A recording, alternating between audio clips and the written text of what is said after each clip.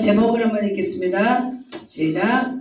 세상을 바꾸는 역행 솔루션이라는 제목으로 오늘 하나님의 말씀 전하도록 하겠습니다. 같이 한번 빌립보서 4장 6절 읽겠습니다. 시작.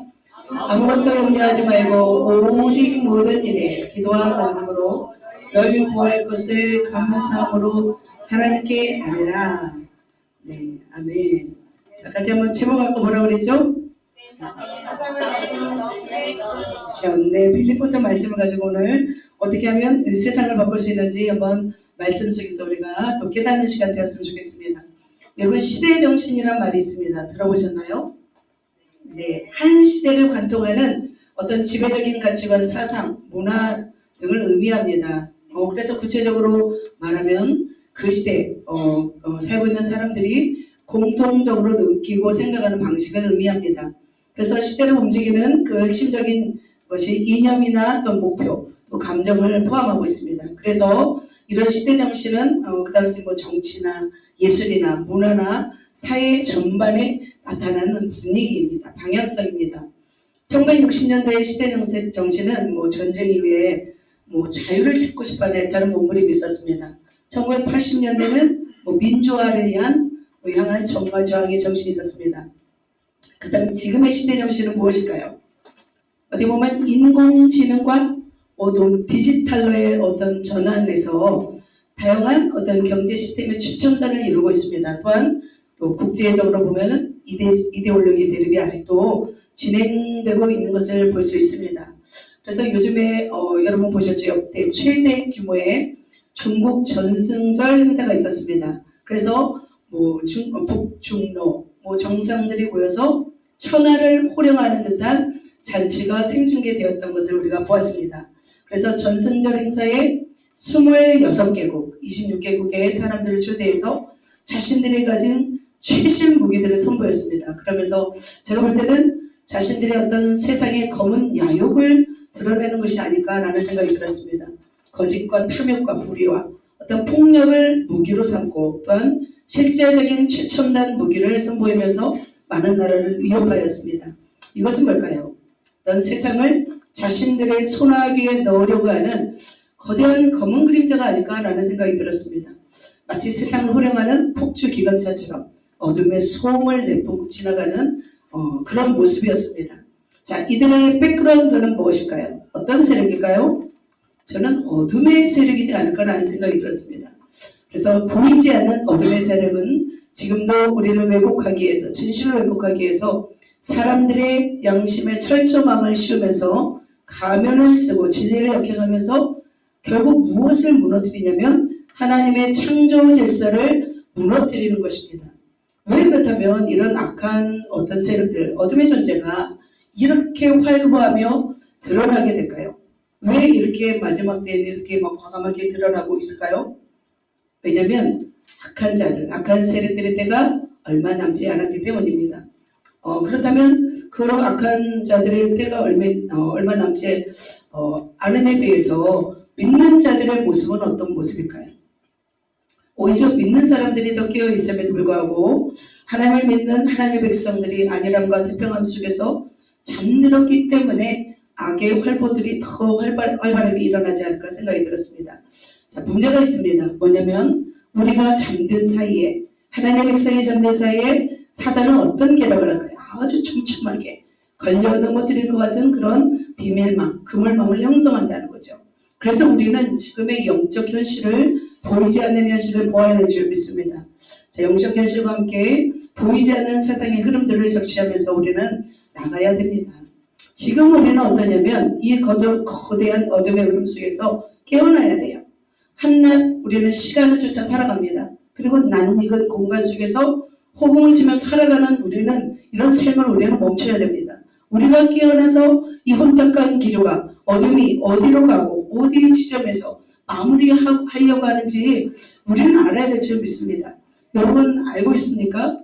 타격이 와도 낯설고 공격이 와도 느끼지 못하는 우리의 무감각함을 우리는 어떻게 될까요? 던져버려야 될 줄 믿습니다. 사실은 제가 이보다 더 강력하게 좀 메시지를 했지만 조금 순화하면서 지금 정리하고 있습니다. 하지만 우리가 일어설 수 있는 소망이 있습니다. 그렇다고 해서 어둠의 세력이 창궐하다 해서 우리가 두려워하고 무서워하면서 우리가 좌절하고 낭망할 이유가 없습니다. 왜냐하면 우리에게 누가 계십니까? 시대의 흐름 속에서 세상을 주도하고 있는 위대한 하나님의 손길이 지속적으로 인간 세상에 역행하도록 돕는다는 것입니다.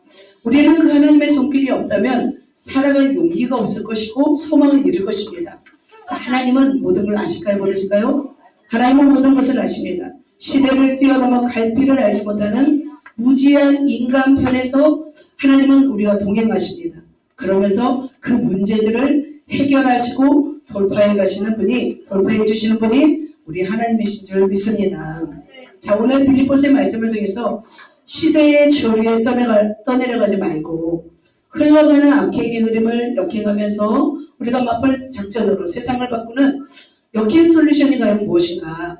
또 여러분 듣고 나서 너무 허무합니다. 너무 약합니다 할지 모르지만 결국은 우리가 하나님의 말씀으로 돌아가는 것만이 우리가 승리하는 비결인 줄 믿습니다. 그래서 우리의 전부, 우리 전신을 하나님께 던져서 해결책을 구하고 우리 어떤 전력을 다하고 전심을 다해서 하나님께 구하면 하나님은 반드시 해결책을 주실 줄 믿습니다. 그 하나님을 믿고 승리하시는 저와 여러분 되시기를 예수님의 이름으로 축복합니다. 자, 그렇다면 세상을 바꾸는 역행 솔루션은 무엇일까? 첫 번째는 한번 읽겠습니다. 기운내라. 첫 번째 기뻐하라입니다. 자, 빌립보서 4장 4절입니다. 같이 읽겠습니다. 주 안에서 항상 기뻐하라. 내가 다시 말하노니 기뻐하라. 자, 여러분 기쁘십니까? 아멘. 이 땅에 우리가 살고 있지만 우리는 어떤 사람입니까? 우리는 하나님을 믿는 하나님의 백성들입니다. 하나님의 백성들의 소망은 무엇일까요? 하나님을 믿는 백성들의 소망은 온 세상에 하나님의 가치가 하나님의 말씀이 하나님이 온 세상에 확산되기를 소망하는 자입니다. 그것이 우리의 기쁨이고 그것이 우리 사명이어야 됩니다. 그럴 때 우리는 무엇을 소유하게 되냐면 참된 하나님의 기쁨을 소유합니다. 자, 주님의 나라가 확장될 때 우리 교회가 커져나갈 때 하나님을 믿는 백성들이 많아질 때 하나님이 기뻐하실까요? 기뻐하십니다. 그렇다면 하나님이 하나님을 믿는 자들에게 무엇을 주실까요? 기쁨을 주십니다. 자, 그렇다면 우리가 보면 사람들을 보면서 우리가 신앙생활을 할 때 기뻐하는 자들은 어떤 자인지 한번 여러분 보셨나요? 우리 교회에서도 그렇고 기뻐하는 자들은 보면 어떤 자냐면 복음을 증거하는 자들이더라고요. 여러분 복음을 증거할 때 기쁘시죠? 복음을 전할 때만큼 더한 기쁨은 없는 것 같습니다. 자, 그렇다면 우리가 그렇게 기뻐하라고 했는데 우리가 우리의 모습, 현실을 볼 때는 기뻐할 수가 없습니다. 그러나 우리가 기뻐할 수 있는 방법이 있다면 무엇일까요? 바로 복음을 전하면서 하나님의 가치를 증거할 때 우리는 기뻐하는 삶을 살아갈 줄 믿습니다. 그래서 우리가 세상의 빛과 소금이 될 때 우리는 기뻐할 수 있는 거죠. 하지만 이 기쁨을 소유하기 위해서는 우리는 목숨을 걸어야 됩니다. 목숨을 걸지 않고서는 우리는 기쁨을 소유할 수 없습니다. 자, 이번 주 실제 사건들이 있었습니다. 목숨을 걸고 이러한 사명을 위해서 캠퍼스에 들어간 청년이 있었습니다. 찰리 커크라는 사람입니다.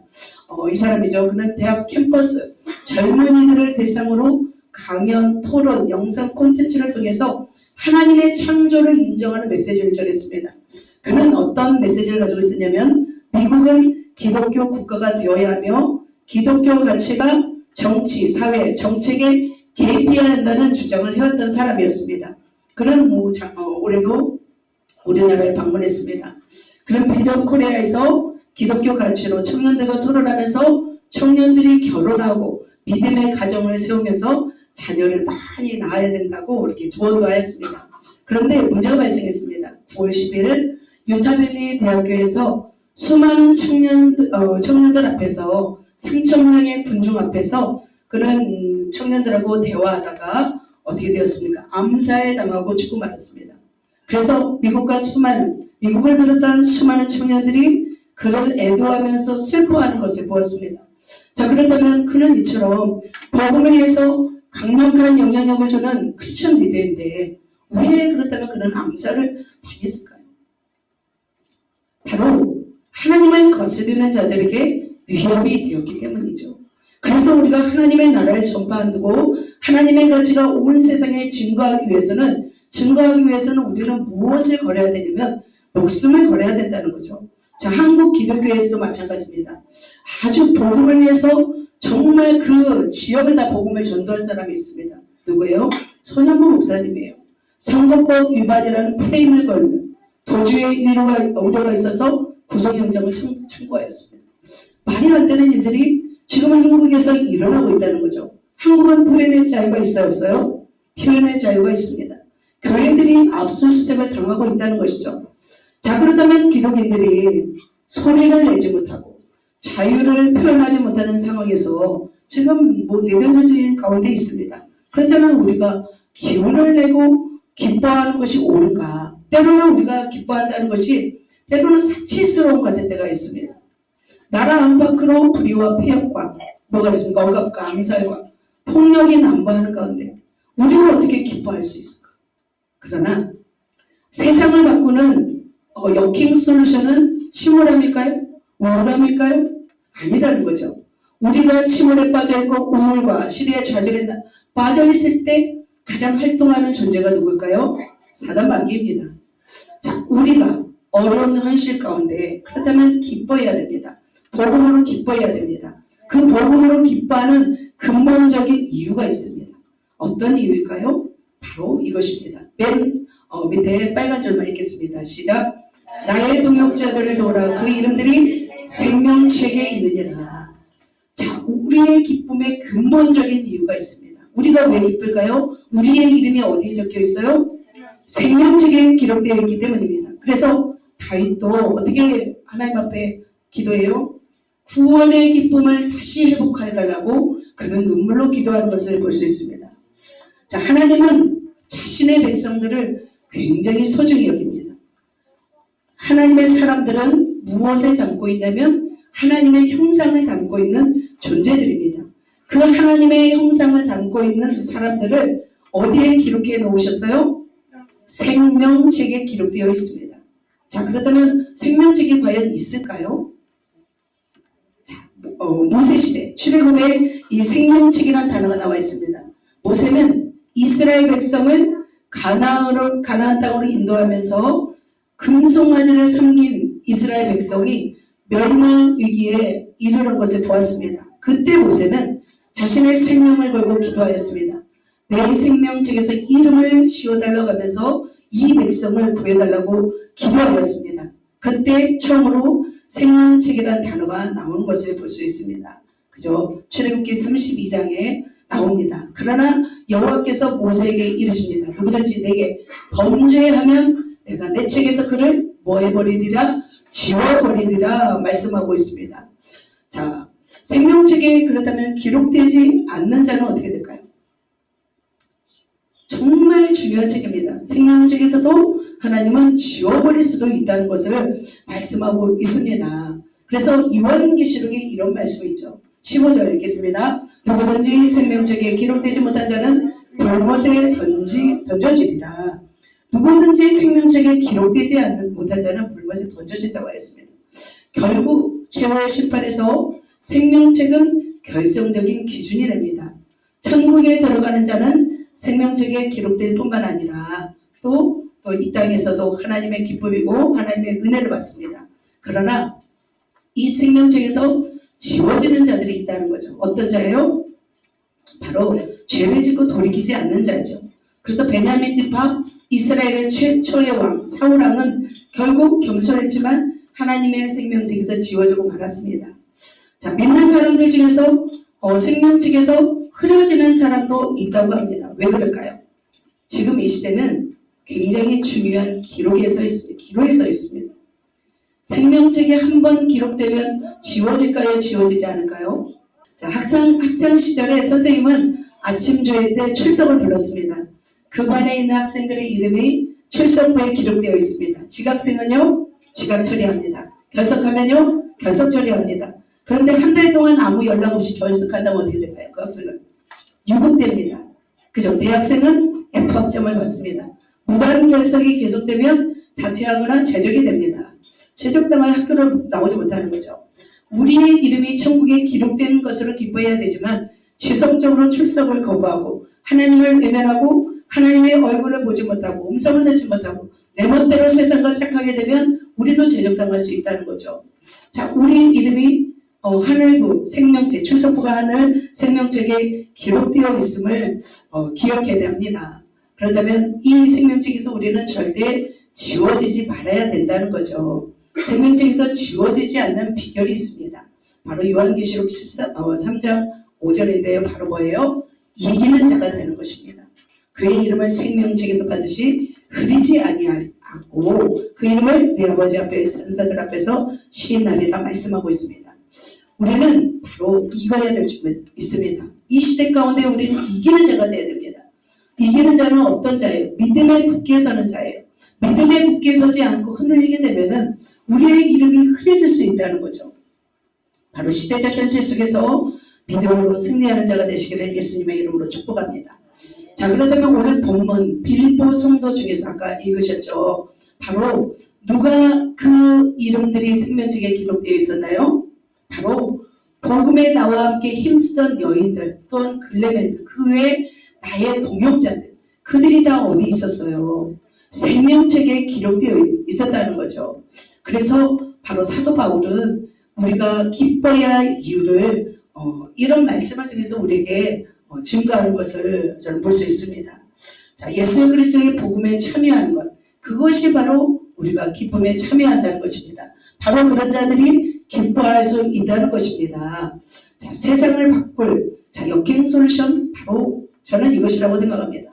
바로 복음을 통해서 복음의 사역을 돕는 바로 그런 자들, 바로 그런 자들은 바로 기뻐할 수 있다는 것이죠. 자, 사랑하는 성도 여러분 기쁘십니까? 우리는 세상의 소식을 들으면서 기쁠 수가 없을 때가 있습니다. 때로는 여러 가지 잡다한 소식들이 우리의 마음과 생각을 잡고 때로는 가슴을 후련하는 그런 아픈 소식들이 들려옵니다. 그럼에도 불구하고 우리가 기뻐해야 할 이유가 있습니다. 주님의 날이 얼마 남지 않았기 때문이죠. 이제 4절에 보면은 그 날이 얼마 남지 않았다고 말씀하고 있습니다. 주님이 오셔서 생명책에 기록된 자들을 바로 어떻게 할까요? 이끌어 공중에서 우리를 신부로 맞이하게 될 것입니다. 그래서 데살로니가후서에서도 항상 기뻐하라 말씀하고 있습니다. 자, 우리가 기뻐하기 위해서는 무엇을 내야 돼요? 우리가 기운을 내야 기뻐할 수 있겠더라고요. 자, 우리가 기뻐해야 할 이유는 뭐냐면 바로 우리가 기뻐함으로 죽어가는 영혼들을 시리에 빠진 백성들을 우리가 구해야 될 사명이 있기 때문이죠. 그래서 우리가 또한 진정으로 기뻐할 이유는 바로 우리의 이름이 어디에 기록되어 있기 때문에 생명책에 기록되어 있기 때문에 우리는 기뻐할 이유가 있는 것입니다. 그렇다면 생명책에 기록된 우리의 이름을 우리가 더 빛내기 위해서는 어떻게 살아야 될까요? 바로 복음에 참여하는 것입니다. 우리가 슬퍼하고 비관하고 자포자기 한다면 이 땅에 그리스도의 해는 빛나지 않을 것입니다. 그래서 오늘도 세상을 역행하는 솔루션 주님이 오실 날을 소망하면서 매일매일 주님을 기뻐하며 살아가는 것인 줄 믿습니다. 자, 옆 사람에게 우리 기뻐합시다 할까요? 기뻐합시다. 할렐루야. 자, 두 번째로 세상을 바꾸는 역행 솔루션이 있습니다. 무엇일까요? 기도하는 것입니다. 너무 단순해서 과연 이것으로 세상을 바꿀 수 있을까? 여러분 생각할 수 있겠지만 정말 이 기도가 세상을 바꿀 수 있습니다. 같이 한번 말씀 읽겠습니다. 시작. 아무것도 염려하지 말고 다만 모든 일에 기도와 간구로 너희 구할 것을 감사함으로 하나님께 아뢰라 라고 말씀하고 있습니다. 자, 아무것도 뭐 하래요? 말래요. 염려하지 말래요. 자, 염려 없이 살아가는 분이 있습니까? 염려 없이 살아가는 사람은 한 사람도 없습니다. 우리 고노기 성도님이 염려 못해요. 항상 행복하시더라고요. 그래서 부럽습니다. 자, 목사도 염려합니다. 권사도 염려합니다. 장로님도 염려합니다. 왜 염려할까요? 그렇다면 염려의 원어적 의미는 뭐냐면 걱정, 근심에서 나오는 두려움이래요. 두려움. 그래서 이 염려는 결국은 두려움에서 나오는 건데요. 근데 꼭 저는 염려가 나쁘다고는 생각하지 않습니다. 염려는 동전의 양면 같아서 우리에게 유익을 주기도 하고 우리에게 해를 끼치기도 하는 것을 볼 수 있습니다. 그래서 우리는 또 염려하기도 하고 알면서도 염려하고 또 염려하고 있는지도 모른 채 염려하는 것을 볼 수 있습니다. 그래서 성경에는 염려하지 말라는 단어가 많이 나오고 있습니다.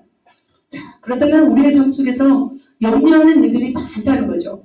자, 대부분의 성도들, 대부분의 이 땅에 살아가고 있는 사람들의 염려하는 대부분은 무슨 문제일까요? 의식주 문제죠. 생존 문제입니다. 그래서 주님이 이렇게 말씀하고 있습니다. 같이 읽어볼까요? 목숨을 위하여 무엇을 먹을까? 무엇을 마실까? 몸을 위하여 무엇을 입을까? 염려하지 말라. 목숨이 음식보다 중하지 아니며 몸이 의복보다 중하지 아니하냐 말씀하고 있습니다. 자, 매일의 삶에 먹을 것이 없는 사람은 염려할 수밖에 없습니다. 자, 엘리야 시대 사르밧 과부는 염려했습니다. 왜냐하면 먹고 죽을 한 줌의 가루밖에 없었기 때문이죠. 자, 먹는 것 때문에 염려한 사르밧 과부는 의복의 염려가 있었을까요? 자, 의복은 어떤 사람들이 염려할까요? 좀 더 먹고 살만한 사람들이 염려하는 것이죠. 그래서 마태복음 6장 28절에 또 나와 있습니다. 너희가 어찌 의복을 위하여 염려하느냐. 자, 여러분 의복을 위해서 염려하고 있습니까?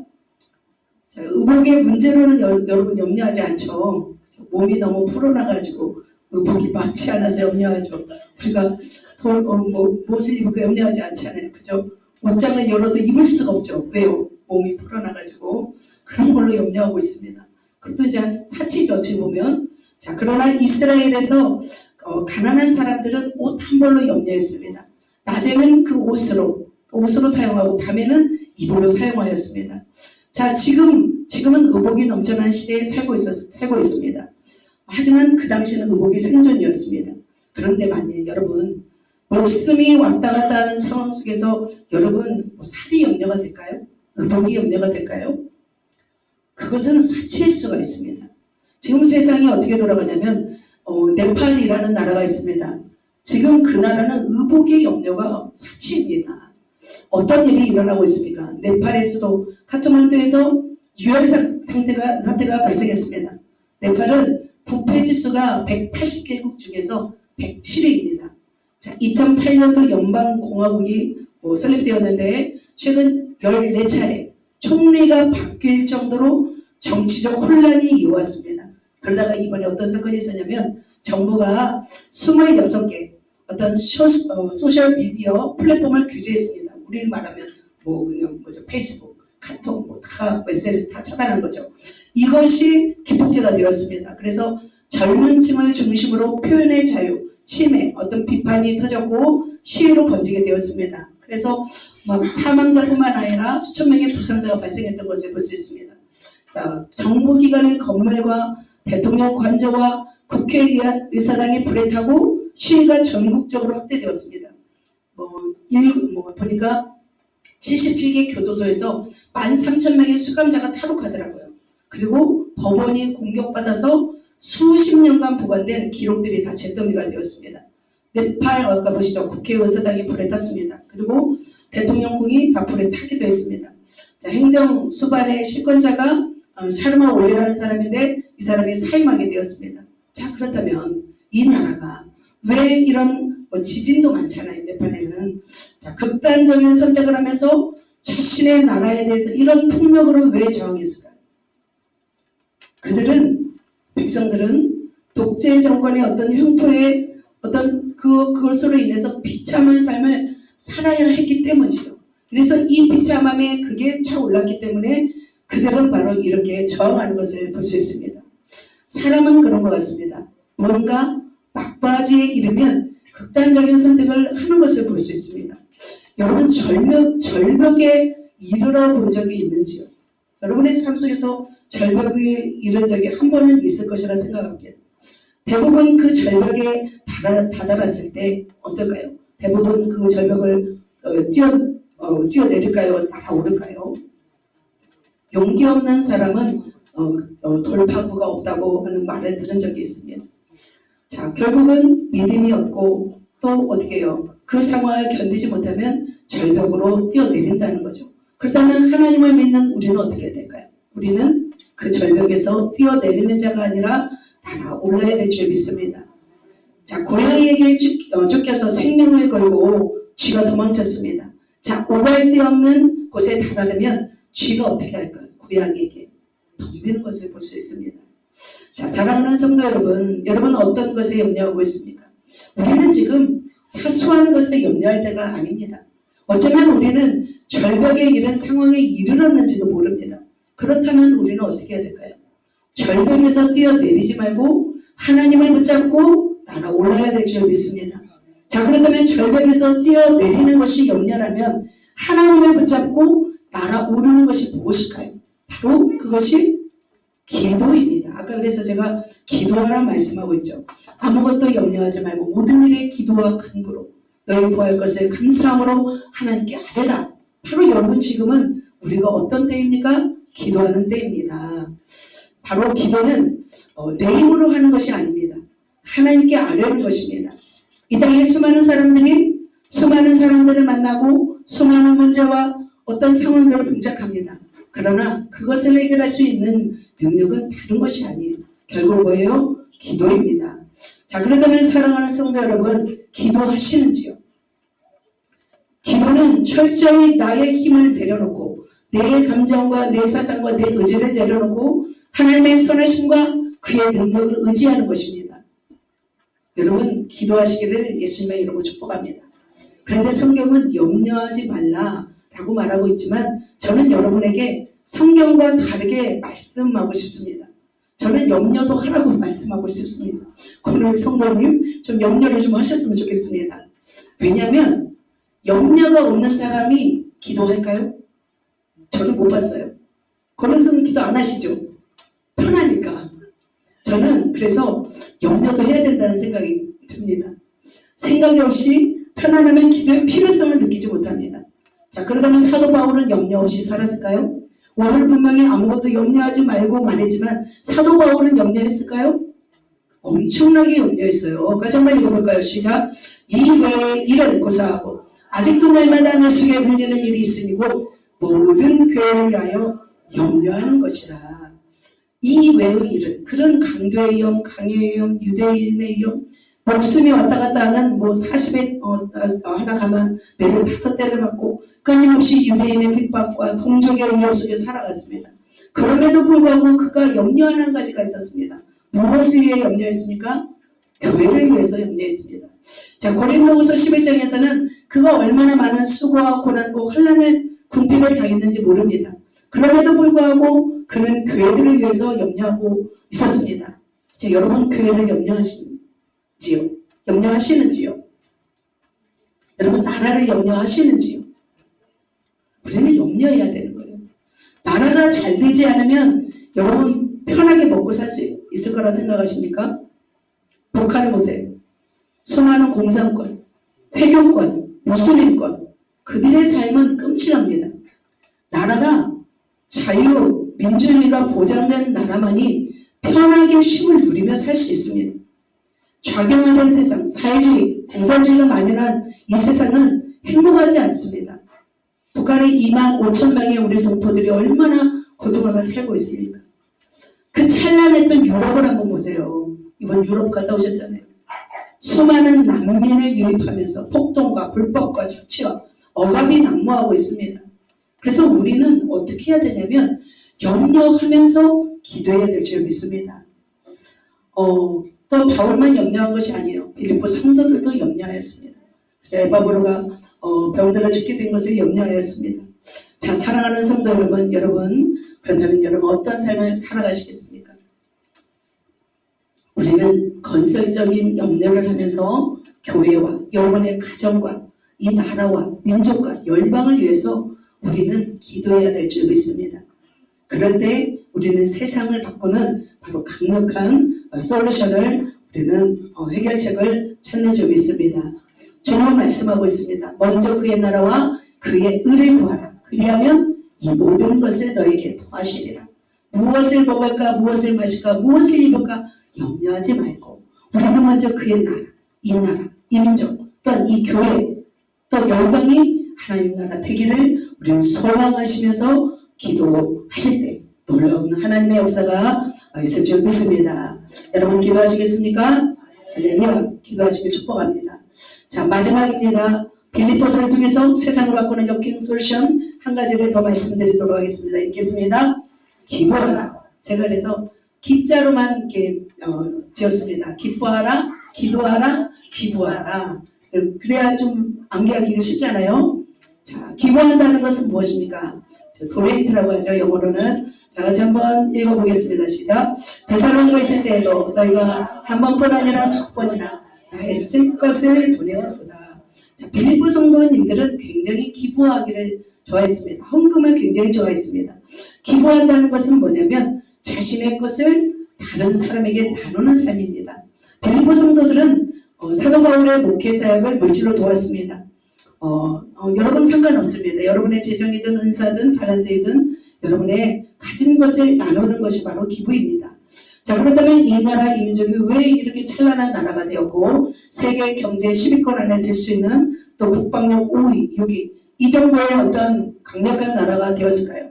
바로 이 나라를 위하여서 바로 우리에게 기부한 사람들이 있었습니다.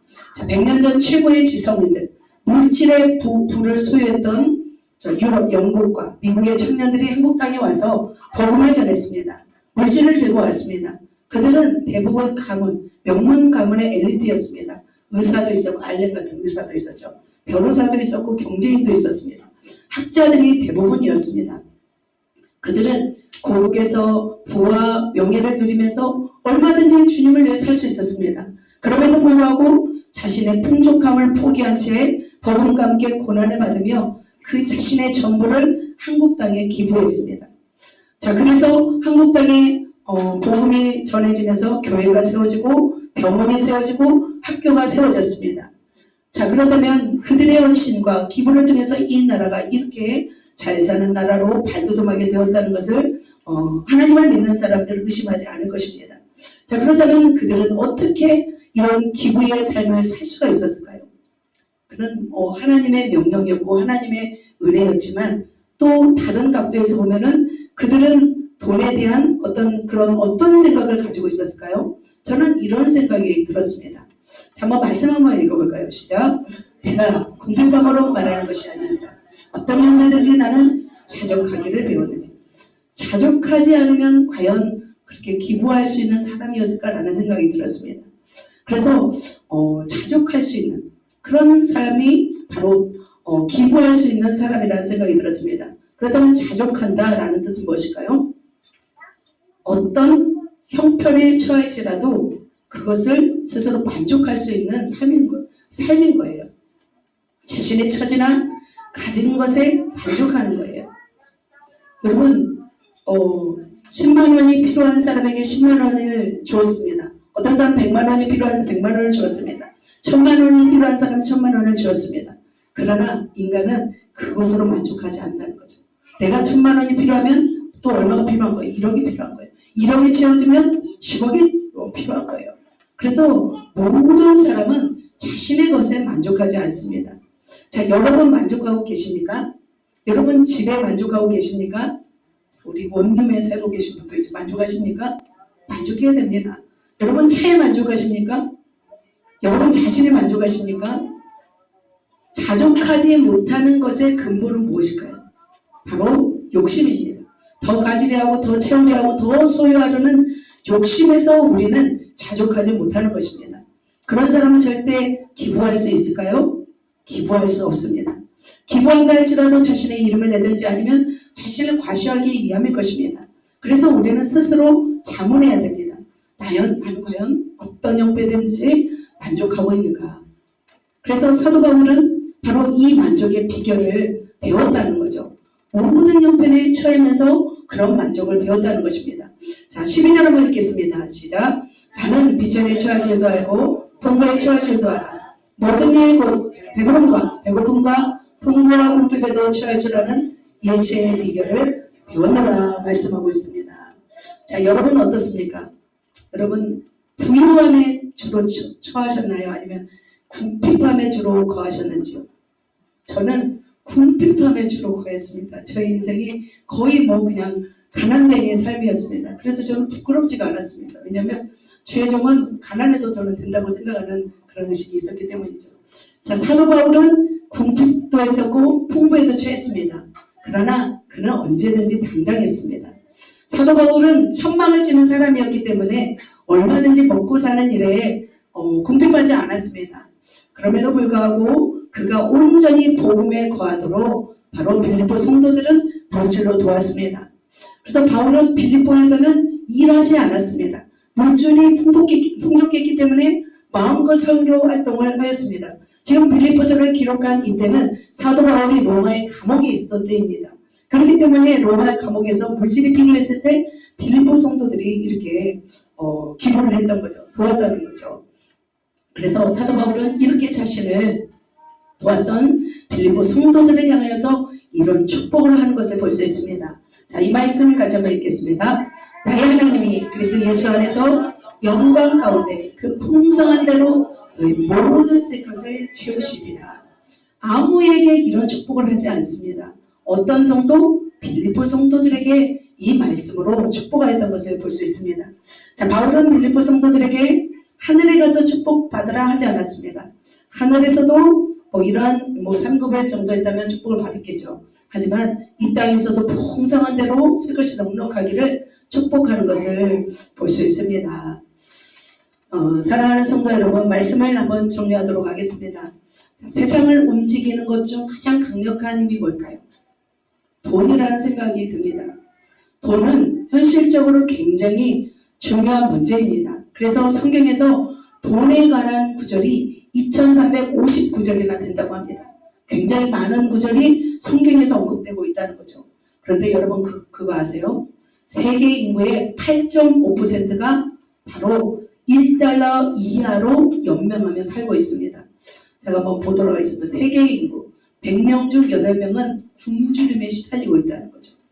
그래서 7억 명 정도, 7억 명, 7, 8억 명 정도가 한쪽에서는 그러잖아요. 한쪽에서는 먹는 음식물보다 버리는 음식물이 많은데 한쪽에서는 이 먹지 못해서 불쌍하게 죽어가는 사람들이 있다는 거죠. 그래서 하루에 2만 4천 명 정도가 죽어가고 있다고 합니다. 그래서 10년 전보다 반절로 줄었더라고요. 그러므로 우리는 어떤 삶을 살아가야 될까요? 하나님의 돈을 하나님의 나라와 영혼들을 위해서 우리는 사용해야 된다는 거죠. 바로 그래서 우리의 돈의 최고의 가치는 바로 복음 사업과 주님이 쓰시기를 원하는 그곳에 기부하며 살아가기를 주님이 원하신다는 거죠. 그렇다면 여러분 지금 돈을 얼마큼 갖고 있는지요? 이 땅에 돈을 많이 갖고 있지만 그것이 한순간에 뭐가 될 수 있는지 아세요? 쓰레기가 될 수도 있다는 거죠. 자, 이 땅에 그렇게 사람들이 위대하게 여기는 돈이 쓰레기에 불과한 종이 조각이 될 수 있는 상황을 맞이하는 나라가 있었습니다. 자, 어느 나라입니까? 베네수엘라라는 나라가 있습니다. 지난번에 들었죠? 베네수엘라 미인과 결혼한 우리 또 형제가 있다고 들었잖아요. 우리 목사님 아들이. 자, 나라가 폭망하게 되면 돈의 가치가 하락해 버립니다. 자, 베네수엘라 같은 나라의 경우 금융 가치가 굉장히 어떤 수준입니다. 자, 2020년에 1달러가 얼마이냐면 100만 볼리바르 이상이 되면서 자, 제가 이따가 한번 계산해 볼게요. 현금 자루를 들고 다녀야 했습니다. 한 끼 식사를 위해서 지폐 수백 장이 필요했던 상황이 벌어졌다고 합니다. 자, 100만 볼리바르는 한국 돈으로 1100만 원인 거예요. 자, 1달러밖에 안 됐다는 거죠. 한번 볼까요? 1달러를 바꾸는데 바로 100만 볼리바르가 이렇게 의용가치가 되었다는 거죠. 자, 밥 한 그릇을 먹는데 여러분 1100만 원을 내야 한다면 얼마나 안타까운 일일까요? 왜 그렇다면 베네수엘라에 이런 일이 발생했을까요? 나라가 정부가 무너졌기 때문이죠. 그래서 정부가 재정 적자를 메우기 위해서 무제한으로 돈을 찍어냈습니다. 그래서 자국에 있는 화폐 가치가 어떻게 폭락해 버리는 거죠. 그래서 평생을 일해서 100만 볼리바르 막 10억, 예를 들면 그 이상의 10억 원을 저축한 사람도 어떻게 됐어요? 결국 돈이 어떤 가치가 돼버린 거예요? 쓸모없는 가치가 돼버렸다는 거죠. 그래서 지금 그 나라의 현실이 지금 이런 상황이 되었다는 거예요. 자, 사랑하는 성도 여러분, 마찬가지입니다. 우리가 이 땅에 살아가는 동안 돈은 굉장히 중요합니다. 하지만 돈의 가치가 무가치하기 전에 우리는 그것을 써야 될 줄 믿습니다. 그죠? 천국에 가기 전에 가기까지만 이 땅에서 뭐 가치가 있죠. 천국에 가버리면 가치가 있습니까? 가치가 없습니다. 이 나라가 만일 폭망한다면 여러분이 가지고 있는 재산이 뭐 유용할까요? 소중하지 않습니다. 그래서 우리는 그것을 나누는 것입니다. 주님을 위해서 영혼들을 위해서 나눌 때 우리는 폭망하지 않고 허무하지 않을 것입니다. 자, 세상을 바꾸는 강력한 힘, 그것이 무엇일까요? 기부 문화입니다. 우리의 가장 소중한 것, 어찌 보면 시간과 물질이잖아요. 여러분의 시간과 물질을 어디에 투자하느냐, 그것이 바로 여러분의 중요한 가치입니다. 그래서 우리가 그 시간을 주님을 위해서, 영혼을 위해서, 주님의 나라를 위해서 기부할 때 하나님이 그것을 받으시고 놀랍게 하여 여러분을 축복하실 줄 믿습니다. 자, 하늘에 쌓는 저축은 결코 종이 먹거나 녹슬지 않습니다. 자, 주님께 전부를 드린 사람이 있습니다. 과부의 2랩돈, 거의 2,000원밖에 되지 않죠. 하지만 주님이 오실 때 그 가치는 얼마였어요? 천국 창고에 금을 쏟아, 천국 창고 금을 가득 채울 만큼의 그런 화폐의 가치였습니다. 엘리야 시대 아까도 말씀드렸죠. 사르밧 과부의 주께 드린 엘리야에게 드린 그 빵은 어떤 가치였습니까? 그는 가난에서 벗어난 바로 배부름의 삶을 살게 될 가치가 되었다는 거죠. 자, 빌립보 성도들은 그랬습니다. 어려운 중에서도 복음을 위해서 또 사도 바울의 선교 사역을 위해서 자신의 물질을 헌신하였습니다. 그로 인해서 하나님 나라가 확장되었고 그들의 삶 동안 풍성함으로 축복받았습니다. 앞으로의 시대는 우리가 요한계시록을 보아서도 알지만 경제적으로 어려움에 봉착할 수도 있습니다. 물론 이제 저희 소망은 계속해서 우리나라가 잘 되는 나라가 되어서 통일이 되어서 세계 열방에 복음을 증거하는 나라가 되는 게 가장 최고죠. 부자만 되면 뭐합니까? 영적으로 아주 열악한 환경이 된다면 그것이 부자가 아닌 것이죠. 결국 그것을 포기할지라도 우리가 영적인 부자가 될 때 이 땅의 부유도 함께 따라온다는 것이죠. 자, 앞으로의 시대는 경제적 어려움에 봉착할 수도 있습니다. 자, 이때 세상을 바꿀 역행 솔루션 바로 함께 나누는 것입니다. 초대교회 성도들은 자신의 재산을 나누면서 함께 하나님의 나라를 확장한 후에 그들은 헌신했습니다. 하늘에 기부하는 삶만이 결국 우리의 인생에 남는 장사라는 것이죠. 그래서 베네수엘라처럼 하이퍼 인플레이션 엄청나죠. 그것이 없는 것은 어딜까요? 하늘 창고입니다. 하늘 창고에 우리가 들여서 평생에 넘치는 축복을 받으시는 저 여러분 되시기를 예수님의 이름으로 축복합니다. 자, 말씀을 완전 정리합니다. 그래서 3가지 세상을 바꾸는 역경 솔루션 가지고 마치겠습니다. 기도해라. 2번째 기도하라. 3번째 기도하라. 이런 삶을 사시겠습니까? 우리 옆 사람에게 우리 기뻐합시다. 기도합시다. 3번째 기뻐합시다. 얼마나 기뻐하시겠습니까? 자, 지금부터 오늘부터 당장 기부하는 삶으로 우리가 말씀을 들었다면 살아내셨으면 좋겠습니다. 기도하겠습니다. 좋으신 하나님 감사합니다.